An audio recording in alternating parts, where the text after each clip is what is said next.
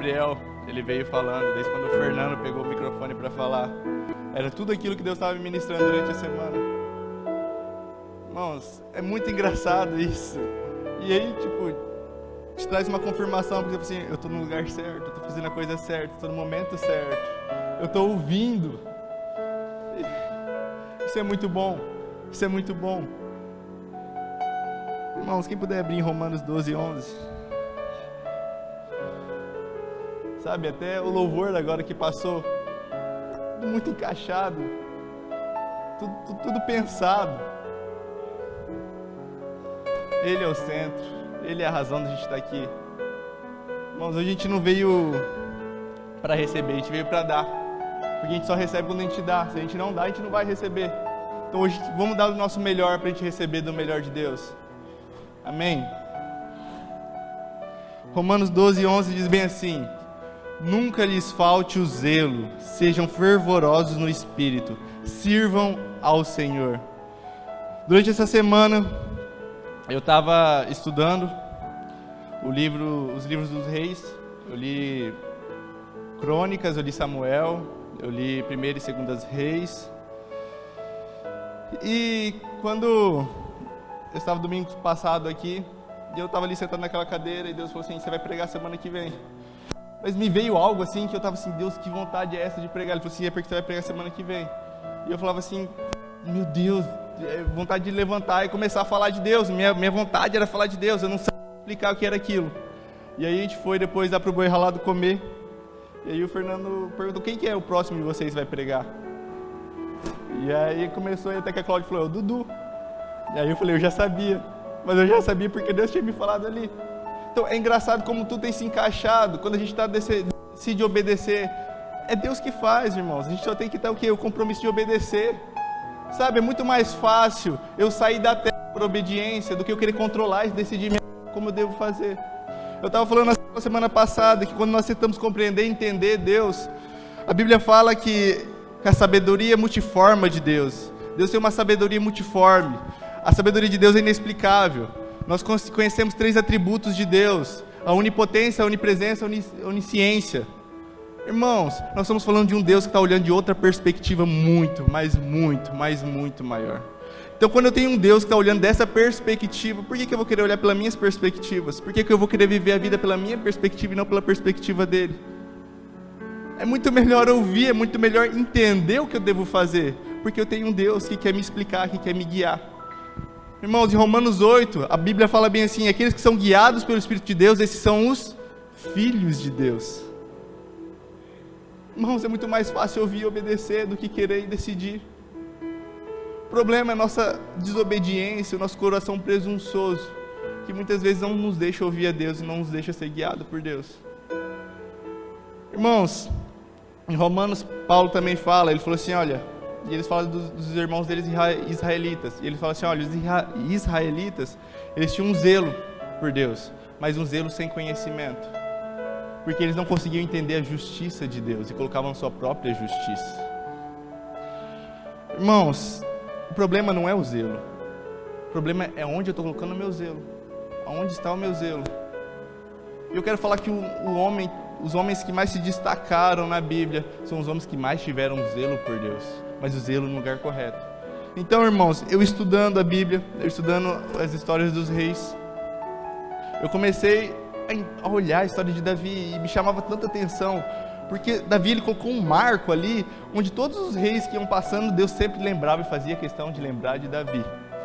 E o que eu não conseguia entender, eu falava assim, o que Davi fez de tão grandioso assim, que não importa, tinha reis que fez coisas boas, mas o que Davi fez continuou um marco, e nenhum rei conseguiu chegar à estatura que Davi chegou, na intimidade que Davi chegou. E teve reis que fizeram grandes coisas, irmãos, mas o que Deus me chamou a atenção, e Deus começou a falar, quando eu estava orando, eu falei, Deus, tudo bem que eu sei que eu vou agora pregar, agora o que eu vou pregar? E eu comecei, eu sei mais ou menos alguma coisa, irmãos, que normalmente quando você vai pregar em um lugar, ou você vai trazer uma palavra, normalmente Deus já está falando um tempo com você aquilo, Deus já está falando uns dias antes com você aquilo.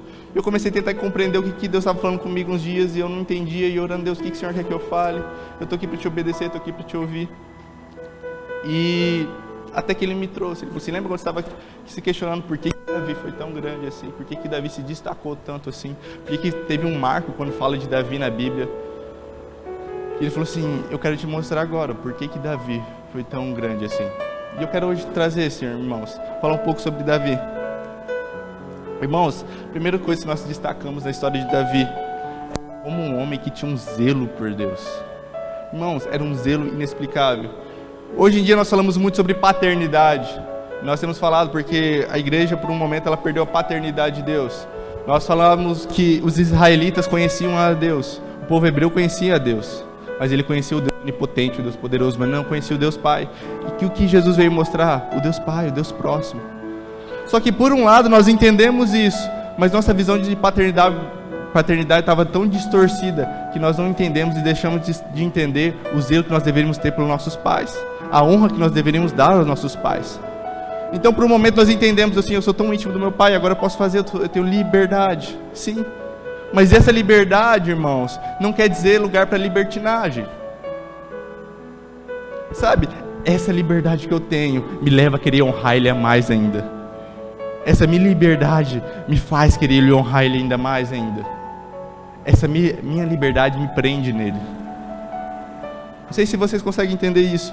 E aí quando você olha a história de Davi, você entende o que realmente era esse zelo, o que é essa liberdade que te prende em Deus. Eu sou livre, eu posso fazer o que eu quero, mas essa minha liberdade me faz prender em Deus. Eu não quero largar ele, eu sou apaixonado por ele, eu quero agradar o coração dele. Eu não vou mover um passo daqui se eu não ouvir a voz dele, se eu não entender qual é o caminho dele, qual é a direção dele. Eu não vivo mais pelo que eu sinto, eu vivo pelo que ele fala. Mesmo não me sentindo bem, eu vou continuar andando naquele caminho, porque ele me falou. Porque tem um zelo por ele. Eu quero honrar ele, eu não quero ser servo inútil. Então, irmãos, quem puder abrir lá em 1 Samuel 17:32. Eu quero começar pela história de Davi ali, quando Davi foi mais visto, que foi a parte onde ele vai lutar contra o gigante. Então a gente vai ler ali de 1 Samuel 17, do 32, a gente vai ler até o 37. E diz bem assim: Davi disse a Saul: ninguém deve ficar com o coração abatido por causa desse filisteu. Teu servo lutará com ele. Respondeu Saul: você não tem condições de lutar contra esse filisteu. Você é apenas um rapaz, e ele é um guerreiro desde a mocidade. Davi, entretanto, disse a Saul: teu servo toma conta das ovelhas de seu pai. Quando aparece um leão ou um urso e leva uma ovelha do rebanho, eu vou atrás dele, atinjo-o com golpes e livro a ovelha da sua boca. Quando se vira contra mim, eu o pego pela juba, atinjo-o com golpes até matá-lo. Teu servo é capaz de matar tanto um leão quanto um urso. Esse filisteu incircunciso será como um deles, pois desafiou os exércitos do Deus vivo. O Senhor me livrou das garras do leão e das garras do urso. Me livrará também das mãos desse filisteus. Diante disso, Saul disse a Davi: vá, e que o Senhor esteja com você. Irmãos, o que nós vemos aqui nessa história? Nós vemos quando Davi ele chega um pouco antes, eu quero começar a falar um pouco antes. Davi, o pai dele manda ele levar alimentos para os seus irmãos que estavam na guerra. Davi era um menino, Davi cuidava das ovelhas, do rebanho. E quando Davi está indo lá levar o alimento para os seus irmãos que estão na guerra, que estão servindo como soldados, quando ele chega lá, e aí começa Golias a debochar deles, debochar de Deus, debochar do exército, começar a falar do seu Deus. E nessa hora Davi toma uma ira dentro do coração dele, porque ele falou assim: quem é esse Deus que está desonrando o exército do Deus vivo? O que chamou a atenção ali, irmãos? Porque aquele homem estava desonrando quem? A Deus. Então o zelo dele por Deus falou assim: quem é esse homem que vai desonrar a Deus? Eu não aceito que esse homem desonre a Deus. Eu vou me tomar nessa batalha, eu entro nessa batalha. Irmãos, Davi, ele era o mais novo de seus irmãos. Quando Samuel foi enviado por Deus para ungir um novo rei, porque Deus tinha desaprovado Saul, Deus mandou Samuel ir para a casa de Jessé, que é o pai de Davi.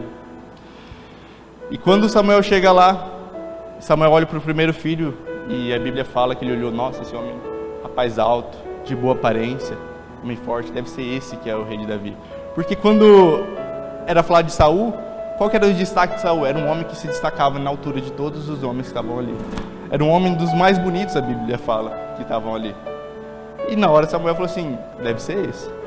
E aí Deus falou assim para Samuel, Samuel, não olhe para aparências, porque eu olho o coração, não é esse. E Samuel foi assim após o outro, um após o outro, um após o outro. E Samuel achava, não, agora é esse. E Deus falava, não é esse. Samuel, é esse, não é esse. Até que não tinha mais quem ir. E eu creio que até Jessé também não esperava que o mais novo, o caçula, que ia ser ungido o rei. E aí Samuel falou assim, a gente não vai se sentar na mesa para comer enquanto o que eu vim aqui ungir não vir aqui. Eu falei assim, então tá bom, vou chamar Davi. E ele traz Davi. E quando ele traz Davi, irmãos, ele unge Davi. E Deus fala, é esse menino. É esse rapazinho que ninguém está olhando, que ninguém esperava. É esse que eu vou. Agora, o porquê que Deus escolheu ele? Porque Deus falou depois que reprovou Saul, ele falou assim, eu vou escolher alguém segundo o meu coração. E sabe o que eu vejo, irmãos? Era alguém que estava vivendo com Deus já há muito tempo. Alguém que não estava procurando lugar de destaque. Alguém que não estava, irmãos, vivendo como coitadinho. Falou assim, olha, ninguém olha para mim, coitado, eu sou reprovado, coitado, eu só cuido das ovelhas aqui, eu sou rejeitado pelos meus irmãos. Você não vê isso em Davi. Pelo contrário, você vê uma posição, porque ele entendia quem ele era em Deus. Porque ele queria muito mais honrar a Deus do que buscar glória para si próprio. Irmãos, e essa questão de ter um zelo por Deus está muito mais a ver com quem nós queremos honrar do que com nós mesmos. Porque quando nós procuramos a glória própria, irmãos, nós não temos como colocar zelo em Deus. Nós não temos zelo em Deus e ter glória própria. Porque quando eu quero zelo em Deus, eu não me preocupo. O que vão falar de mim? Como vão me ver? Então, não tem lugar para coitadismo quando a gente quer ter zelo por Deus. Porque coitado da minha história, coitado de mim, ai de mim. E nós não vemos isso na história de Davi. Nós vemos alguém que queimava o coração por Deus, que queria honrar a Deus. Então, irmãos, e aí Davi, quando ele chega lá, em uma dessas conversas que ele está tendo com Saul, ele fala assim, olha, eu não tenho medo dele. Sabe por que eu não tenho medo dele? Porque quando eu estava cuidando das ovelhas do meu pai, veio um leão, veio um urso, e eu matei eles. Irmão, Deus falou algo sobre mim nisso. Ele falou assim, olha, não espere viver grandes experiências em público, sem viver elas no secreto. Se a gente não aprender primeiro, irmãos, a experimentar o melhor de Deus no secreto, quando ninguém está vendo, espere que você vai viver isso no público. Deus quer que a gente experimente o melhor dele no secreto, quando ninguém está vendo. Quando a gente experimentar o melhor de Deus no nosso secreto, quando a gente entender e conhecer a Deus no nosso secreto, a gente está preparado para ir a público. E ele entendeu, e o que levou ele a desafiar aquele gigante, porque ele conhecia Deus no secreto, o Deus que honrou ele. Irmãos, e sabe quem que me chama a atenção isso? Se a gente for lá para Provérbios 3:1, aquilo que o rei falou.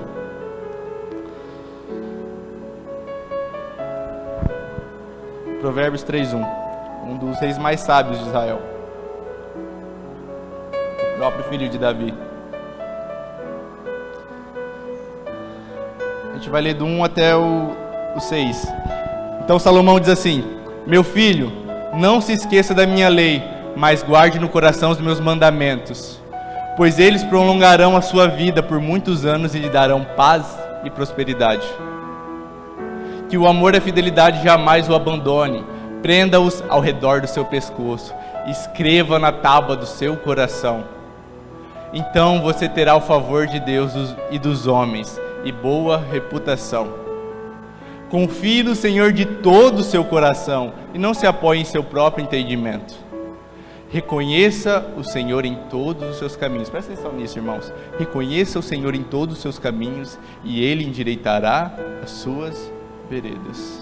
Irmãos, quando Davi está falando sobre ele lutar contra o leão e contra o urso, o que ele está fazendo? Está reconhecendo que foi Deus que deu a força, que foi Deus que deu a capacidade para ele lutar contra o leão, contra o urso. Ele falou assim, olha, eu reconheci Deus em todos os meus caminhos, então o que ele vai fazer? Endireitará minhas veredas. Então eu não me preocupo Será que eu estou vivendo fora do propósito de Deus? Enquanto eu reconhecer Deus nos meus caminhos, enquanto eu procurar tentar reconhecer Deus nos meus caminhos, Ele sempre vai me endireitar as veredas. Ele sempre vai me alinhar quando eu estiver fora do propósito. Então, reconhecendo Deus nos meus caminhos, Ele vai o quê? Endireitar as minhas veredas. Então Davi falou assim, olha, eu sei o que Ele fez, eu sei como Ele me treinou, e eu sei que eu estou preparado para lutar contra esse gigante. E Davi enfrenta ele. Mas o motivo de Davi querer enfrentar aquele gigante não era para ele poder ser rei, não era para ele poder ser um grande homem de Deus.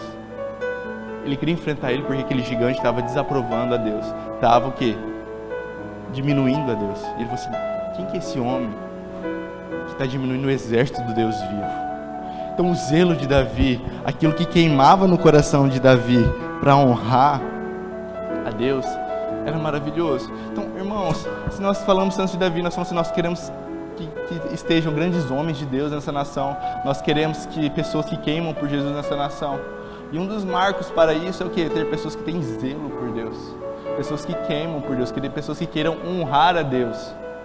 Esse é um dos marcos. E quando eu olho para Davi, um dos maiores homens da Bíblia, que Deus considerou ele tão íntimo, teve uma intimidade tão grande com Deus, que ele falou assim, o Messias, o próprio Jesus, o Salvador vai vir da sua linhagem, Davi. Deus honrou ele tanto, irmãos, que fez questão do próprio Messias vir da linhagem dele. Então nós temos que aprender muito, irmão, nós temos que aprender muito com esse Davi, um grande homem de Deus. Irmãos, e aí nós vamos ver agora ele perante o Golias. Vamos lá para abrir em 1 Samuel 17.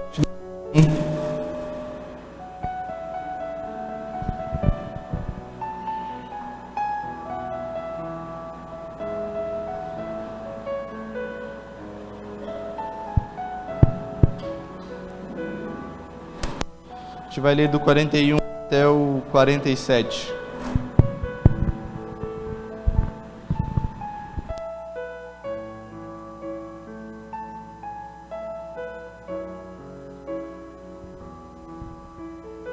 Diz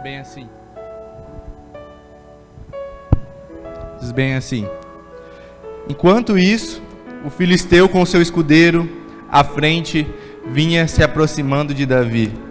Olhou para Davi com desprezo, viu que era só um rapaz, ruivo e de boa aparência, e fez pouco caso dele. E disse a Davi, por acaso sou um cão, para que você venha contra mim com pedaços de pau? E o filisteu amaldiçoou Davi, invocando seus deuses, e disse, vem aqui, e darei sua carne às aves dos céus, e aos animais do campo.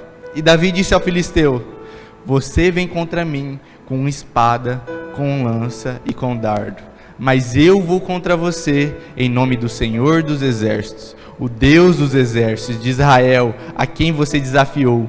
Hoje mesmo o Senhor o entregará nas minhas mãos, e eu o matarei e cortarei a sua cabeça. Hoje mesmo darei os seus cadáveres ao exército filisteus, às aves dos céus e aos animais selvagens, e toda a terra saberá que há um Deus em Israel. Todos que estão aqui saberão que não é por espada ou por lança que o Senhor concede a vitória, pois a batalha é do Senhor, e Ele entregará todos vocês em nossas mãos. Irmãos, o que nós entendemos aqui? Que Davi não estava procurando glória própria. Que Davi não estava procurando, assim, eu vou ser exaltado aqui. Quando eu te matar, as pessoas vão ver como eu sou grande, como eu sou maravilhoso, como eu consegui te matar com a minha força, como eu sou habilidoso. Irmãos, ele falou assim, não, quando eu te matar, sabe o que as pessoas vão ver? Que existe um Deus em Israel. E as pessoas vão se converter a esse Deus de novo. Aqueles que estão desviados vão se converter. Não porque eu vou ser visto, mas porque Deus vai ser visto. Irmãos, aonde estava o coração de Davi? Em quem ele estava querendo honrar? Qual é esse zelo que queimava por Davi? Assim, eu vou te mostrar por quem que eu estou indo. Eu estou indo pelo Deus dos exércitos. Irmão, quando eu entendo que eu estou indo por Deus, eu não preciso temer.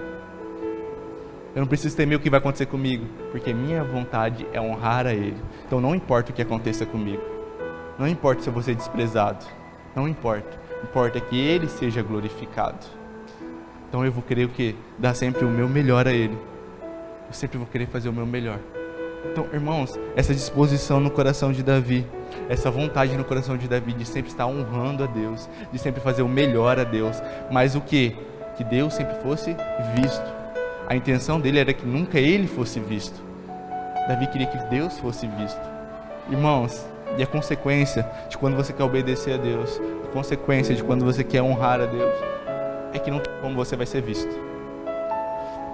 Quando Jesus ele tá falando pros discípulos, e ele fala bem assim, olha, não existe uma candeia que quando você acende você coloca ela debaixo da cama. Não existe uma cidade que está no topo que vai ficar escondida. Assim são vocês. Ele falou assim, aí ele fala depois, o que Jesus fala? Ele falou assim, olha, não há nada oculto que não seja revelado. Deus está falando, quando você decidir acender a chama do seu coração, não tem como você ficar escondido, irmãos. Quando você está decidindo obedecer a Deus no seu secreto, não tem como você ficar escondido. Uma hora você vai ser visto. Mas é isso, a glória não é para você. A chama não é você, a chama é o Espírito Santo, a chama é Deus. Quando você mostrar às pessoas, as pessoas não têm que ver você, as pessoas têm que ver o Deus que está em você. Irmãos, quando nós falamos do tabernáculo, o povo da antiga aliança, eles levantavam um tabernáculo para Deus. E quando nós falamos da Bíblia, a Bíblia é algo muito além da nossa imaginação, como Deus ele foi extremamente, ele pensou, ele instruiu cada pessoa a escrever conforme ele queria. E quando as pessoas montavam o tabernáculo, ele deu total instrução de como deveria montar aquele tabernáculo. Então quando nós começamos a estudar o tabernáculo, nós começamos a ver algumas tipologias sobre o tabernáculo. Algumas coisas que, lá em Hebreus 10, fala assim, olha, e as coisas da antiga aliança são sombra das coisas que haveriam de vir. Então o que nós entendemos no tabernáculo?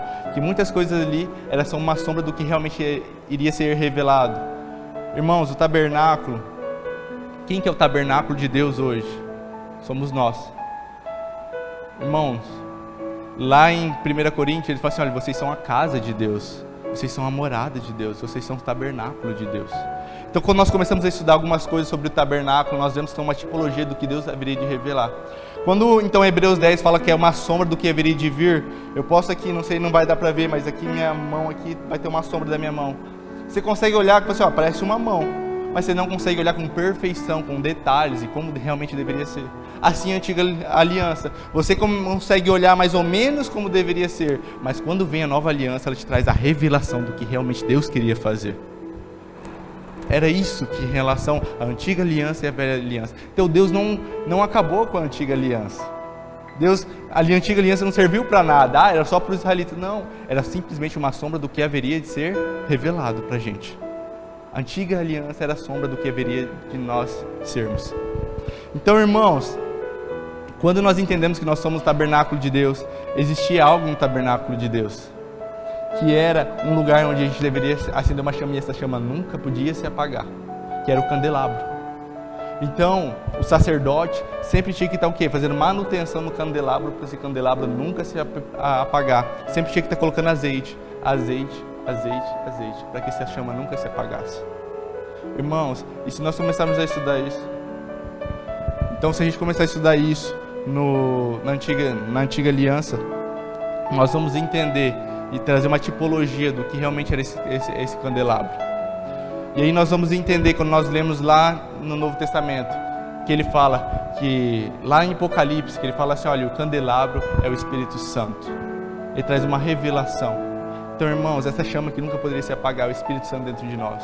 Se nós entendermos que por que Jesus morreu por nós, ele morreu para que o Espírito Santo, para que Deus pudesse habitar dentro de nós. Antes nós tínhamos o Espírito sobre nós, agora nós temos o Espírito dentro de nós. Irmãos, então o que eu entendo com essa chama, com essa luz que vai se acender, com essa cidade que vai estar acesa no topo de uma montanha, no lugar mais visto possível, é o Espírito Santo. Mas quem que é a ferramenta por quem que o Espírito Santo vai usar? Somos nós. Mas, irmãos, se eu não tiver um zelo por Deus, se eu começar a buscar glória própria, irmãos, isso vai servir para o quê? Para minha queda, para minha vergonha. Porque eu vou começar a roubar a glória de quem realmente deve receber, quem é o único digno de receber essa glória. E nós vemos isso na história dos grandes reis de Israel, isso que eu comecei a perceber quando eu comecei a estudar os outros reis. Irmãos, teve reis que fizeram coisas perfeitas, eles pegaram Eles entraram em tempos onde o povo estava totalmente acabado, idolatrando outros deuses. Irmãos, eles mudaram totalmente a situação. Davi, ele pegou um povo ainda mais obediente.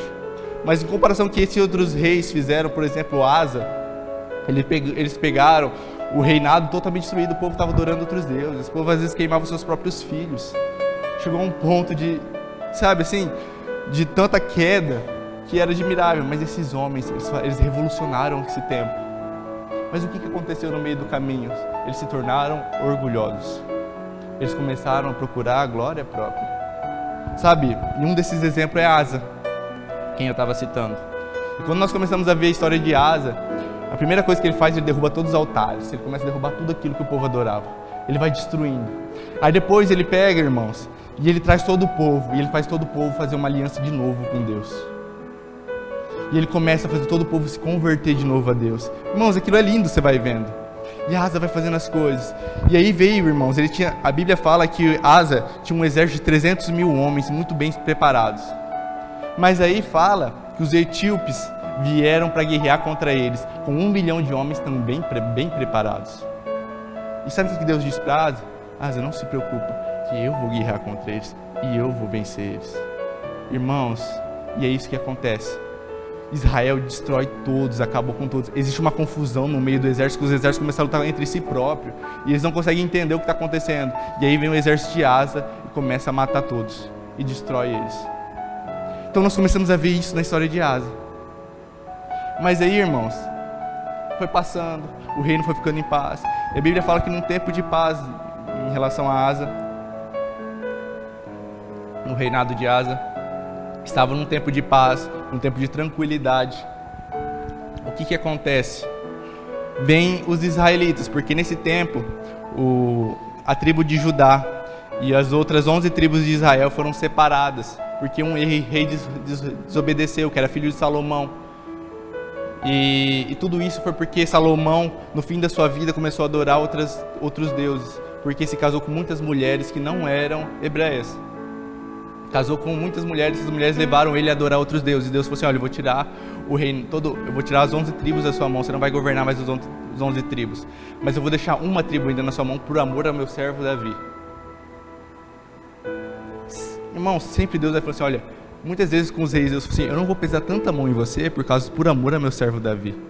Então, irmãos, se Davi não tivesse feito o que fez, até a geração dele tinha sofrido a consequência muito maior. Então Deus não só mudou a história de Davi, mas ele mudou toda a geração dele. Muitas coisas evitou de acontecer na geração de Davi pela obediência de Davi. Então, irmãos, voltando aqui o reinado de Asa, quando Asa estava vivendo um reinado bem tranquilo, bem calmo, onde estava em paz, os israelitas vieram atacar ele. E quando os israelitas começam a atacar Asa, o que ele faz, Asa? Ele pega todo o dinheiro do templo, ele começa a pegar um monte de dinheiro e ele convida o rei da Síria para ajudar e guerrear contra Israel e tirar Israel ali, o exército de Israel. E aí acontece, o exército da Síria tira eles, e aí Deus manda um profeta ir até Asa. E quando esse profeta chega até Asa e fala bem assim, Asa, você pegou, como você não pediu ajuda a seu Deus, você pediu ajuda a um rei qualquer, hoje era para você destruir o exército da Síria também. Mas hoje você não vai destruir. E sabe o que Asa faz, irmãos? Ele prende o profeta. Ele assim, prende esse homem. E Asa se torna orgulhoso. Irmãos, e a partir desse momento, Asa só vai decaindo. E Asa não se arrepende. Asa errou. Ele falhou. E ele falhou muito menos que Davi falhou. O problema é que ele não se arrependeu. Ele se tornou orgulhoso. Porque ele tinha feito grandes coisas. Ele pegou um reino muito pior do que Davi pegou. E ele fez muito mais às vezes que Davi fez ali. Naquele momento em relação ao povo dele. Só que no momento que ele não confiou em Deus, no momento que ele deixou de dar glória para Deus, ele começou a cair. E ele pega uma doença, irmãos. E ele pega uma doença nos pés, a Bíblia fala. E sabe o que a Bíblia ainda fala? Que ele só consultava a médicos. E nunca mais consultou ao Senhor. O que a Bíblia está querendo dizer? Que se ele consultasse a Deus de novo, Deus seria bom o suficiente para trazer o reinado dele de volta, para curar ele. Mas ele não procurou mais a Deus. Ele abriu mão de Deus por causa do seu orgulho. O orgulho cega a gente, irmãos. A partir do momento que nós perdemos esse zelo por Deus e continuarmos esse orgulho, o orgulho vai cegando a gente. E é engraçado porque o orgulho é muito sorrateiro. Ele vai entrando quando a gente menos está esperando. Quando a gente vê que já está orgulhoso. Vão sendo pequenas atitudes, irmãos. Então se a gente não estiver sempre, irmãos, se quebrantando na presença de Deus, entregando. E glória a Deus pelos profetas que apontam o nosso erro, que vêm falar pra gente. Glória a Deus pelos verdadeiros amigos, irmãos. Porque os verdadeiros amigos são aqueles que vão falar na sua cara quando você está errando. Não são aqueles que vão estar te elogiando quando você estiver indo mal. Irmãos, quando Davi ele adultera, o que acontece? Vamos lá abrir? Deixa eu ver aqui. Vamos lá em 2 Samuel 12, 7.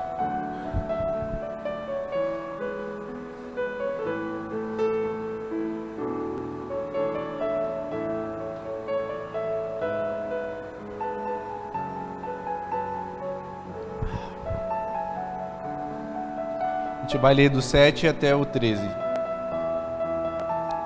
Então Davi, isso aqui foi depois que Davi ter adulterado com Betseba. É Betseba? E depois ele ter matado Urias, que era esposo de Betseba. E aí Natã vem trazer a palavra para Davi. Então ele diz assim, então disse Natã a Davi. Então o que acontece antes aqui? Natã chega com uma história e fala assim, olha, tinha um homem que tinha uma cordeirinha, ele era muito pobre, ele tinha essa cordeirinha, ele dormia com essa cordeirinha, ele sempre estava junto com essa cordeirinha. E ele falou assim, aí chegou um homem que tinha muitos cordeiros, era muito rico. E esse homem recebe um convidado. E esse homem não matou nenhum dos seus cordeiros. Foi lá e pegou o cordeiro do homem mais pobre e matou. E Davi, ouvindo aquela história, ele falou assim, ficou indignado, ele falou assim, quem que é esse homem que fez isso? Esse homem deve morrer. Esse homem deve pagar o preço de 4 vezes mais do que ele fez para esse homem pobre. E aí que a gente começa daí.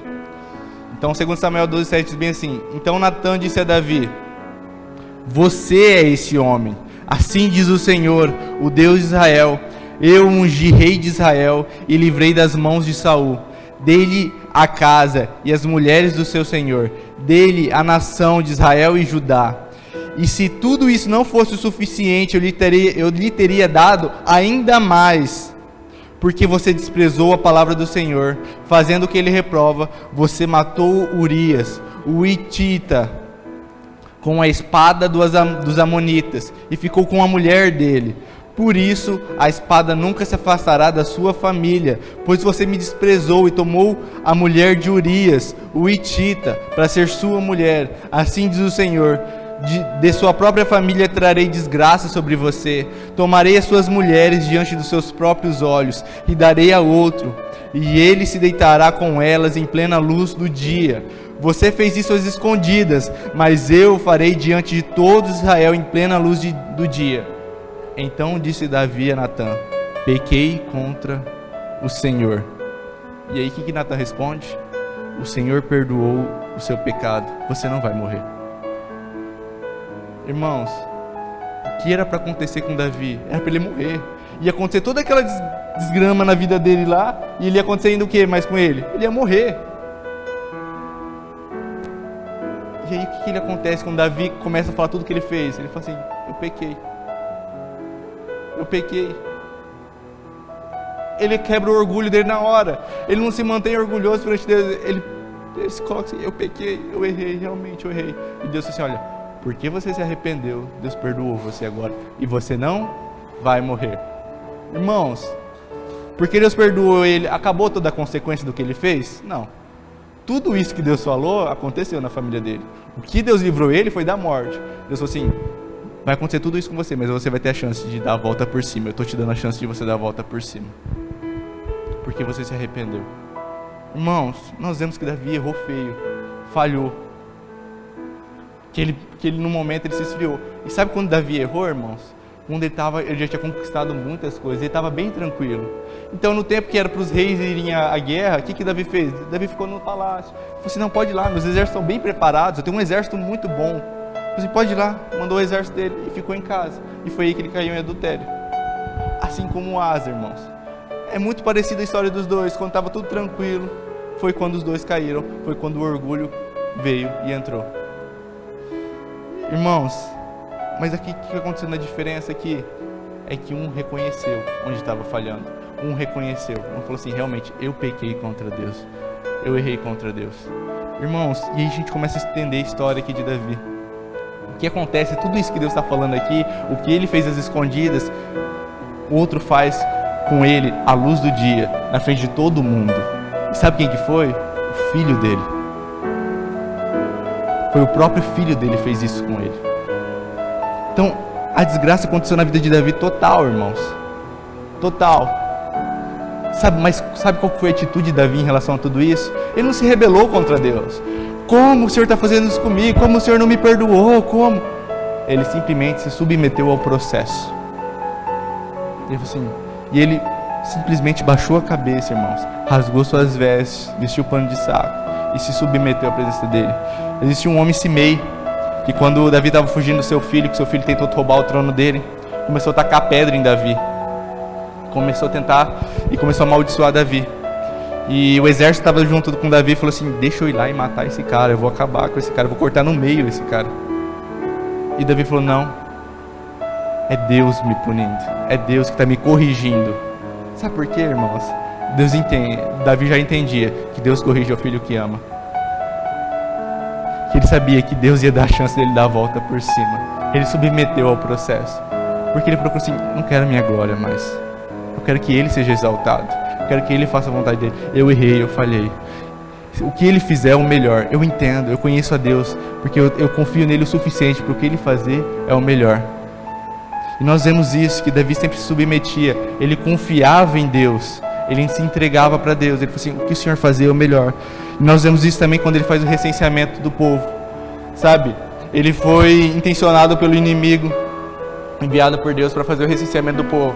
Irmãos, quando um rei deveria fazer, ou algum homem de Deus que estava à frente do povo deveria fazer o recenseamento, ele deveria fazer uma oferta para Deus. Ele tinha regras para cumprir. E Davi fez aquilo por causa do orgulho, para ver quantos homens ele tinha na batalha, como o exército dele estava grande, como o reino dele estava grande. Não tinha mais guerra para Davi lutar, ele tinha conquistado tudo. E ele mandou os soldados dele fazer o recenseamento. E os soldados dele ficaram até irados, porque teve que fazer o recenseamento, demorava, irmãos. Imagina aquela época, não tinha tanto transporte, não tinha meios. E esses homens tiveram que ir a pé, em cidade em cidade, em lugar, em sítio, fazer esse recenseamento do povo.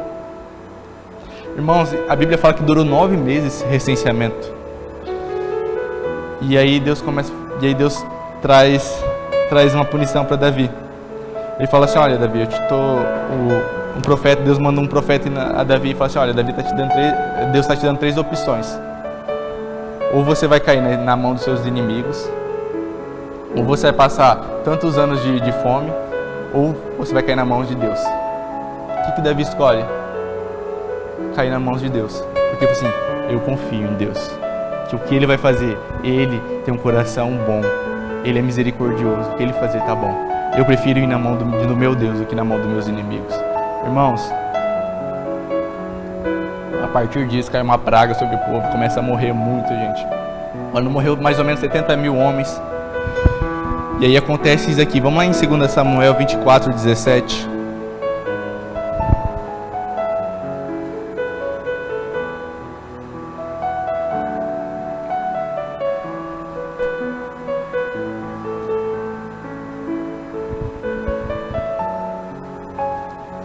Diz bem assim, 2 Samuel 24, 17. Ao ver o anjo que estava matando o povo, disse Davi ao Senhor, fui eu que pequei e cometi a iniquidade. Esses não passam de ovelhas. O que eles fizeram? Que o teu castigo caia sobre mim e sobre a minha família.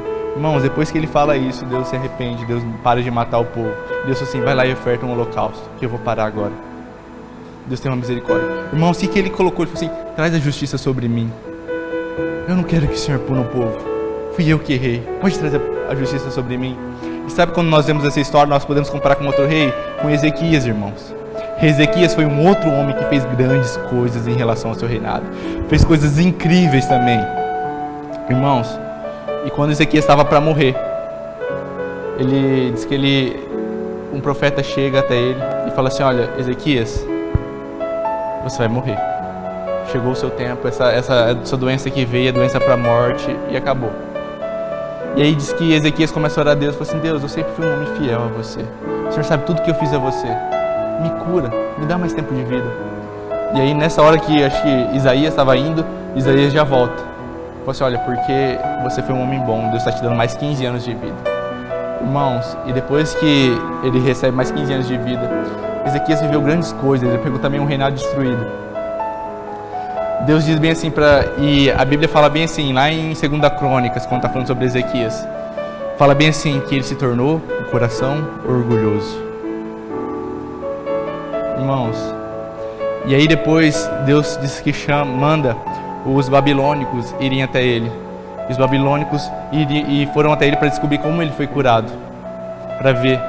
E quando os babilônicos chegam lá para saber como ele foi curado, ele começa a mostrar todo o seu palácio, todo o seu tesouro. Ele mostra tudo, irmãos. A Bíblia fala que ele não escondeu nada deles. E aí Deus manda Isaías ir até ele, manda o profeta ir até ele. Ele falou assim: o que você acabou de fazer? Ele falou assim: eu mostrei tudo, eu mostrei todos os meus tesouros, eu mostrei tudo. Ele falou assim: porque você se tornou o coração orgulhoso, porque você quis isso, Deus vai dar tudo isso que você tem aos babilônicos. Mas por causa do amor do seu servo Davi, porque pelo que você fez não vai acontecer agora. E sabe o que Ezequias acontece? Ele falou assim: boa é a palavra do Senhor, porque não vai acontecer nada durante o meu tempo. Deus falou que até os babilônicos iam destruir todo o Judá, ia invadir, ia levar todo o Judá como escravo. E ele falou assim: boa a palavra do Senhor, porque comigo não vai acontecer nada, vai acontecer com meus filhos. O que a gente vê em relação a Davi? Quando estava ferindo o povo, Davi falou assim: me puna a mim, não puna o povo não, fui eu que pequei, fui eu que errei, me perdoa. Agora Ezequias não, irmão. Ezequias falou assim: não, tá bom, pode punir o povo, pode punir meus filhos, não importa a próxima geração, não importa o que haveria de vir, importa que eu seja glorificado. Irmãos, quando a gente está procurando a glória própria, a gente está procurando que a gente seja visto, isso é um grande problema. Porque não importa quantas coisas a gente vai fazer, quando a gente procura fazer aquilo, e reerguer o templo para a gente mesmo, a gente está levantando nossos ídolos próprios, a gente está querendo levar o povo a adorar outros ídolos, irmãos. A gente vai, o quê? Cair. Porque o orgulho precede o quê? A queda. Então nós temos que entender, irmãos, se nós temos um zelo por Deus, esse zelo vai fazer assim: eu quero que Deus seja visto, eu não quero mais que eu seja visto, eu não me importo o que vai acontecer comigo. Quando eu vivo minha vida, eu não vivo para que eu seja visto, eu vivo para que Ele seja visto. E quando eu vivo para que Ele seja visto, eu não me preocupo com o que as pessoas vão falar para mim, eu não me preocupo se eu vou ser ofendido. Então eu já não vou aqui e falo assim: mas vai que me ferem, vai que vão falar mal de mim, vai que as pessoas vão me ferir, eu não quero mais ser ferido. Eu não me preocupo, porque assim, eu quero que Deus seja honrado. Eu não estou preocupado se eu vou ser ferido, eu estou preocupado se Deus vai ser honrado. Eu quero usar a minha vida para gastar aos seus pés. Era isso que queimava em Davi. Ele falou assim: eu quero honrar a Deus, eu não me preocupo com minha vida, eu não me preocupo com minha saúde, eu quero que Deus seja exaltado. Não importa se tem um gigante aqui que é muito mais forte aparentemente do que eu, mas eu quero honrar a Deus. Esse homem não vai desonrar a Deus. Eu vou levar o meu Deus, eu vou mostrar para esse povo que existe um Deus, e através disso que vai acontecer, esse povo vai se converter a Deus, esse povo vai reconhecer quem é Deus. Irmãos, nós temos que queimar. Nós falamos de um grande avivamento que vai vir, irmãos, mas se nós não tivermos esse zelo, esse avivamento só vai vir e vai passar, irmãos. Nós temos que trazer esse zelo por Deus. Esse avivamento é para que Deus seja visto, não para que a gente seja visto. Não é para a gente experimentar milagres, irmãos. Não é para a gente ver coisas novas. É para que Deus seja visto. É para que Deus seja reconhecido. É para que Deus seja glorificado. Ele é bom. Nós estamos aqui por Ele. Nós temos que lembrar isso. Então, irmãos, se nós queremos ser grandes homens de Deus, se nós queremos colocar um marco na história, nós temos que ter o quê? Um zelo por Deus. E esse zelo por Deus não vai levar a gente a fazer simplesmente o que foi mandado. Vai levar a gente a fazer muito mais do que aquilo que foi mandado. A gente não vai ser servo inútil. O avivamento, ele vai contar de uma história que não vai ter servos inúteis. Vai ter servos que vão queimar por Jesus, que vão fazer muito além daquilo que foi mandado. Irmãos, a Bíblia fala de pessoas que receberam talentos para Deus. A Bíblia fala que um recebeu 5, outro recebeu 3 ou 2, eu não lembro agora, e teve um que recebeu somente 1, e a Bíblia fala que Deus foi que Deus deu conforme a sua capacidade para cada um. E sabe o que acontece? O que teve um talento enterrou esse talento e não fez nada. E os outros multiplicaram esse talento. E quando Deus veio, e Ele veio para prestar conta do que seus servos tinham feito com aquele talento que Ele deu, aquele homem que teve um talento, que enterrou aquele talento, ele falou assim: olha, Deus, eu sei que o Senhor é um homem onde ceifa, onde não colhe, onde não planta. Senhor, eu sei que o Senhor é um homem duro, um homem difícil. Então eu escondi o seu talento, está aqui o seu talento. O que Deus fala? Servo inútil. Se você sabia que eu era desse jeito, se você me via desse jeito, por que você não deu pelo menos para os banqueiros esse talento, para que quando eu viesse, buscasse pelo menos os juros? Deus chamou ele de servo inúteis. Irmãos, vamos ver o que Jesus fala sobre os servos inúteis? Vamos lá em Lucas 17:10.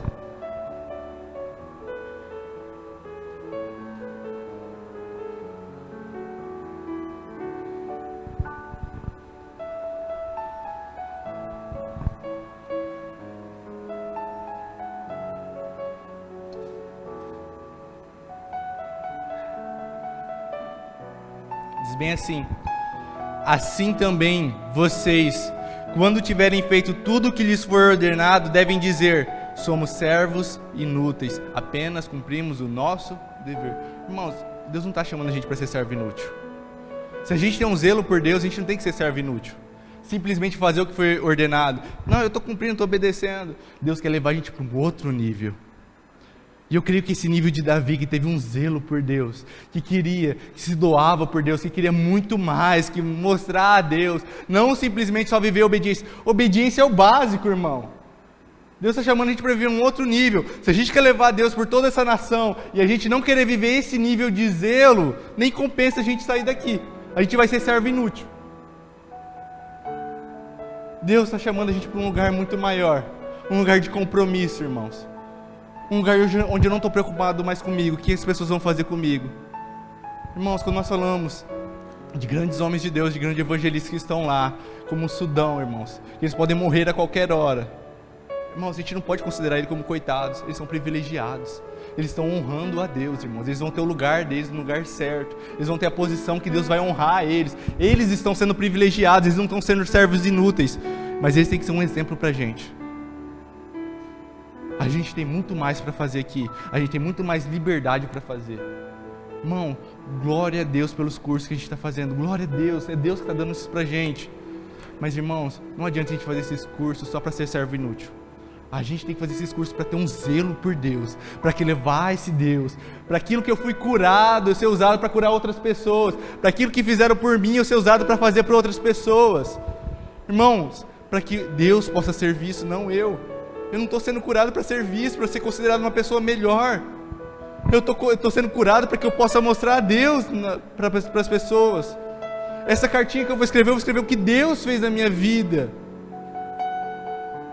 Irmãos, eu olhar a Deus com outra ótica, eu começar a querer viver um outro nível, irmão. Se a gente quer falar de um avivamento que está vindo, se a gente está querendo falar de algo que está vindo, a gente não tem esse zelo por Deus agora. Essa é a questão. Se você quer viver coisas no avivamento, coisas espetaculares, não está vivendo agora no secreto, não começa a querer viver coisas espetaculares no secreto, do que adianta? Está na hora de a gente sair do nível de servo inútil. Deus está chamando a gente para um outro nível. Sabe? Ele não está falando para a gente fazer aquilo que Ele não foi capaz de fazer. Jesus fez muito além.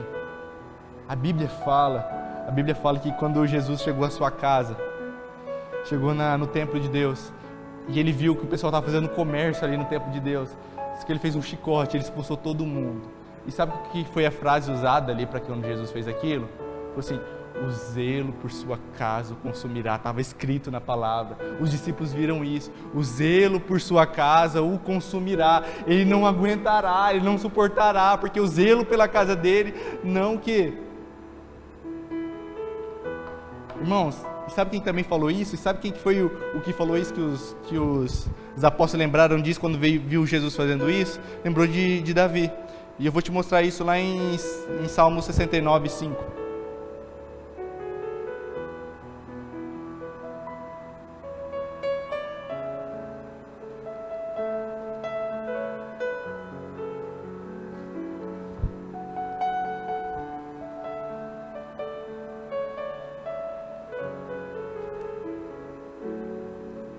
bem assim, Salmo 69:5. Tu bem sabes como fui insensato, ó Deus. A minha culpa não te é encoberta. Não se decepcionem por minha causa aqueles que esperam em ti. Ó Senhor, Senhor dos exércitos, não se frustre por minha causa os que te buscam. Ó Deus de Israel, por amor a ti suporta a zombaria, e a vergonha cobre-me o rosto. Sou estrangeiro para meus irmãos, um estranho até para os filhos da minha mãe, pois o zelo pela tua casa me consome. Até aí, irmãos, eu não vou ler o resto. Irmãos, foi Davi que falou isso. O zelo por tua casa me consome. Irmãos, a sua atitude, ela não vai mudar somente a sua vida, mas vai mudar a vida de toda a sua geração. Irmãos, não vai dar tempo de fazer isso aqui, mas se nós começarmos a estudar as histórias dos levitas, quando que os levitas foram escolhidos para Deus e separados para Deus? O porquê que os levitas foram separados? Alguém sabe disso? Sabe, irmãos? Quando Moisés estava adorando a Deus, Moisés estava os 40 dias lá, que Deus deu a tábua para ele, o povo estava fazendo o quê? Adorando o bezerro de ouro. E quando Moisés desce e ele vê que o povo estava adorando o bezerro de ouro, o que ele faz? Ele quebra os 10 mandamentos. E o que ele fala? Ele fala assim: quem que são os homens de Deus que vai vir para a gente honrar a Deus aqui agora, para a gente punir eles aqui agora, para a gente mostrar a santidade de Deus? E sabe quem que vem? A Bíblia fala que somente os levitas vão lá. Ele fala assim: irmãos, e aí Moisés fala: irmãos, porque vocês vieram aqui, Deus vai dar uma recompensa para vocês, e Deus vai separar vocês a partir de hoje. Foi a partir desse momento que Deus decidiu separar os levitas, e a partir desse momento, eles eram a herança do Senhor.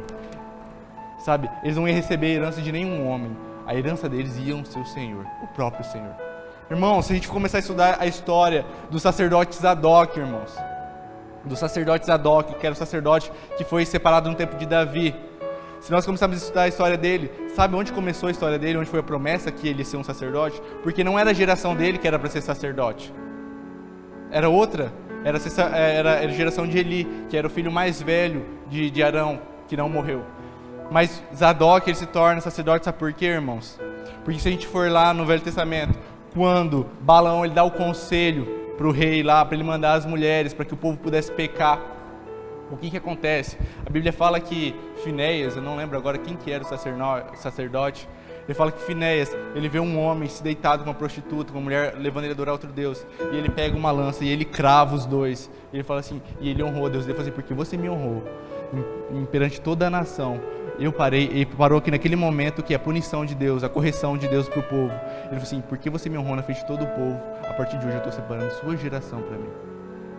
E ele não era a geração do sumo sacerdote, e por causa daquilo ele se torna sumo sacerdote. A geração dele, a geração do sacerdote foi reprovada no tempo de Eli, e aí depois do tempo de Eli todos os sacerdotes morreram no tempo de Saul, e o último sacerdote que sobrou depois morreu no tempo de Salomão. E Zadok, ele foi colocado no tempo de Davi, e ele já estava ali como segundo. E no tempo de Salomão, Zadok se torna o único sumo sacerdote que existe, por uma promessa de um que tomou uma decisão. Irmãos, a decisão que eu tomar não vai ferir só a minha vida, mas vai ferir toda a vida da minha geração. Então, se nós queremos ter um zelo por Deus, se nós decidimos ter uma vida sensata por Deus, Deus não só vai honrar você, Deus não só vai honrar e vai te dar coisas, porque você não está procurando a glória própria, então você pode ter coisas, porque quando você não consegue adorar a Deus, mostrar somente a Deus, você não está preparado para ter nada, irmãos, porque aquilo vai servir só para sua destruição. Mas quando você entende que eu vou ter que honrar a Deus, Deus pode te dar as coisas, porque o que? Ele é Senhor de senhores. Aí pra gente o que? Ser Senhor do que? De coisas. A gente serve pessoas, mas a gente é Senhor de coisas. Mas só é Senhor de coisas quem está preparado para ser Senhor. Deus não coloca imaturos, Deus não coloca criança para ser Senhor de nada. E nós só vamos ser maduros para ser Senhor de alguma coisa quando nós entendemos que é Ele que tem que ser glorificado, que é Ele que tem que ser visto, que o zelo por Ele me consome. Irmãos, a gente tem que estar aqui, a gente tem que pregar a Deus, a gente tem que querer trazer a Deus para que Ele seja visto. Para que Ele seja visto. Ele é a razão de tudo, Ele é o caminho, Ele é a direção de tudo. Ele é o caminho, a verdade e a vida, Ele é tudo. É Ele. Se a gente não estiver aqui para glorificar Ele, se a gente não estiver daqui para dar para Ele, a gente não está preparado para receber nada. Enquanto a gente não se quebrantar com tudo nele, a gente não vai viver outros tempos na nossa vida. Se a gente quer viver outros tempos da nossa vida, na hora de a gente começar a entregar aquilo que é meu. Isso é meu? Tó. Tá me ferindo? Tó. É meu, é porque é meu, tá me ferindo porque é meu. Eu não quero ter nada. Seja tudo seu. Eu quero receber aquilo que o Senhor me deixar. A gente tem que ter nesse nível, irmãos. E não só a nossa vida vai ser transformada, como a vida de toda a nossa geração. Irmãos, eu sei que não é fácil. E muitas vezes é difícil a gente manter esse zelo por Deus. Manter esse fogo aceso. Não é fácil. Sabe, tem situações onde começa o quê? A gente começa a ficar fraco. E é nesses momentos que a gente pode o quê? Se prostrar aos pés de Deus. Entender de onde a gente veio. Entender qual que é o nosso o quê? Qual que é o nosso o quê? Da onde a gente veio, qual que é a nossa matriz. Então a gente fala assim, Deus, é minha fraqueza, eu quero voltar para a minha matriz, porque eu sei que você me fortalece, eu sei que eu vivo por causa de Ti. É esse zelo que tinha em Davi, é esse zelo que mudou toda a história de Davi. Então, irmãos, se vocês puderem levantar para a gente orar agora, para a gente agradecer a Deus, para que esse zelo possa ter no nosso coração, para que Deus comece a trazer esse zelo em nossos corações, para que a gente não seja mais servo inútil, irmão, mas comece a querer viver um outro nível. Que nossa vida seja para glorificar a Deus.